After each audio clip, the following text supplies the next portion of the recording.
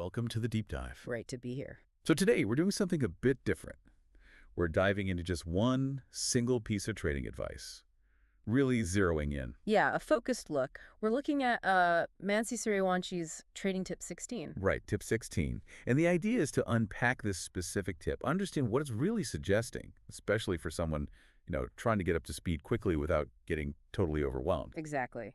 How can this one tip help you make, well, more informed financial decisions? Okay, let's jump right in. The tip itself is pretty direct. It says, what chart is saying is more important than what stock market expert is saying on TV or YouTube or social media. Straightforward. So what's the core message there? It sounds like prioritizing technical analysis, the charts themselves, Okay. over expert commentary. Precisely. It's suggesting that the chart, the visual story of price, of volume, that gives you a more reliable picture than someone's interpretation on TV or online. Because the chart is reflecting What? the actual market actions. Yeah, basically the sum total of what everyone is doing, the buying, the selling. It's like the crowd's behavior visually represented. It's less filtered, maybe. The wisdom of the crowd sort of captured in the lines and bars. I can see how that might appeal to someone wanting a quicker understanding. It cuts through the noise. It certainly aims to. Instead of juggling 10 different expert opinions, which might even contradict each other, you focus on the market data itself, what's actually happening. Okay, that makes sense. Then the tip adds another layer. Do not trust your broker's recommendation blindly. Right, which ties directly back to the first point. How so? Well, it reinforces that same idea, Rely on your own analysis, your reading of the chart, rather than just taking someone else's word for it. Even a broker who might have their own biases or incentives. So it's all pointing towards independent thinking. Don't just follow the talking heads. Don't just follow your broker. Learn to read the signs yourself. Exactly. It's about empowering yourself with the ability to interpret the market's language directly. It encourages that self-directed learning. Okay, so let's get practical. The tip finishes with, base your decision on chart only. What does that mean in practice, without getting super technical?